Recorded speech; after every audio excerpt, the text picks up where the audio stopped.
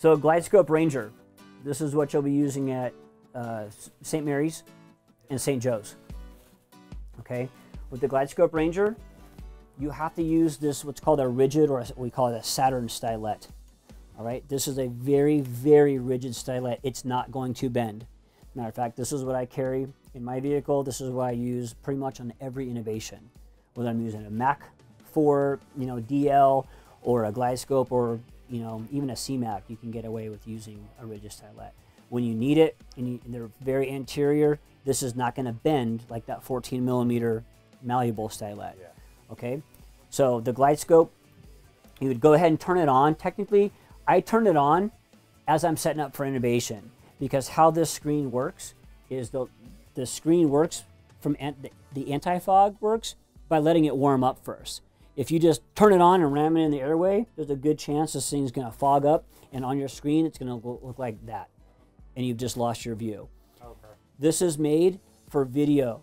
This is a VL tool. This is not a video laryngoscope and then cross over to direct laryngoscope. If you use you can see how hyperangulated this blade is. You can only innovate with the Glidescope truly by doing VL. Okay. Where the C-Mac at our other hospitals, you can go direct. You say, hey, I don't like what I see down here, but I see a great view on the screen. Mm-hmm. Or, thank you. Or you can go VL and say, hey, I don't like what I see. I want to drop down, or my lens got contaminated, and I can go do direct. Okay, that's the difference between a Glidescope and a C-Mac. So if I was going to use this, I would say, hey, hold my Ranger right here so it doesn't fall over. All right, we've already pre-checked our tube and everything. You get your patient in position. Most common error with the Ranger is people will take this and they will just ram it all the way down, and that's the view they get. I'm going to say, why can't I see anything? What's going on? I'm going to say, you've buried your Ranger way too far. So you actually follow the camera when you're going in? Absolutely. As soon as I get it through the mouth, I do the scissor lift technique to open. You don't like ram open the mouth this way, you'll break teeth. So I just do opposing thumb and index finger like that. Open up the mouth.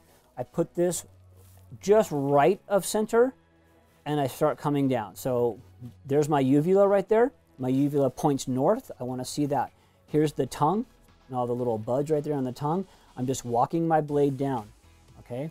As I rock my blade back, look at that beautiful view of the chords, all right? That view is way too close. That view is way too far away. There's the epiglottis structure here. So I want to get that view, okay? I take my tube, I come from the right. As it goes down, I make sure my cuff does not hit their teeth, especially if this is a traumatic event. These teeth can rupture your cuff before you even get it into the airway.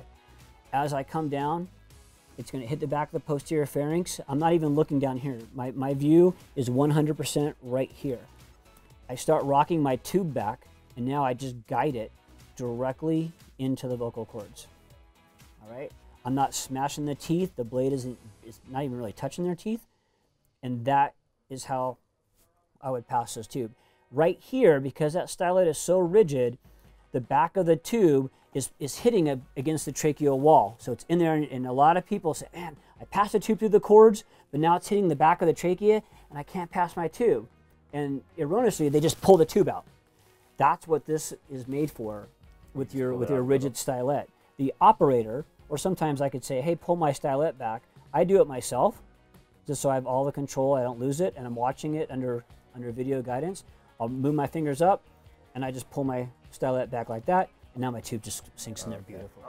Okay. Some people will hold, and they'll go in, and they'll just actually hold this like this, all right? And they can steer their ET tube just like this with their thumb, because macro movements are micro movements at the end, and then in one motion, they do that. Okay. Either way is perfectly acceptable. So now I got 7.5, so I'd want that about 22 at the teeth under video guidance. A lot of people now will pull this out. Under video guidance, I've got my tube. I'm going to say, hey, Spicoli, pull my stylet out, but with the rigid stylet, guys, you need to follow the angle of the chest. You do not pull this thing straight up. So I'm going to say, go ahead and pull my stylet out and just follow that bend around. Bring it down towards their feet. Beautiful. That was nice and smooth. I'm still at 22. Now I'll pull my camera out, pump it up, end tidal, BVM, secure it, get off the X, okay? You as the innovator, always, I would suggest, I always bag my own patients at least 10 times, okay? I'm good, I'm good. That way when I hand the bag to you and I'm off doing something else, I can come back about every couple of minutes and say, hey, let me squeeze the bag a couple times, underhand. Hey, that compliance feels exactly when I first tubed them, we're good. Because your compliance versus my compliance, we're three different people, different adrenaline, different techniques, different experience. Now I can just keep checking every now and then and go, hey, this feels good. Or hey, it's getting really hard to bag this guy. This was a baseball bat to the right side of the chest. What do you think's going on? Probably has a pneumo. So I'm gonna go ahead and keep bagging him. You're gonna go ahead and drop a needle, please. And then as soon, we confirm we have a pneumo, we've got air in our half-filled, saline flush, and as soon as you pull that needle out and drop that catheter in there, you'll be like, that's a lot better. And we're gonna get about 5 to 6, 7 minutes out of that before we have to do that again. Okay, before he gets to the trauma center. Now he's gonna get a chest tube. So that is how the Saturn or the rigid stylet works. All right, go ahead and make that happen. Replicate that, gentlemen.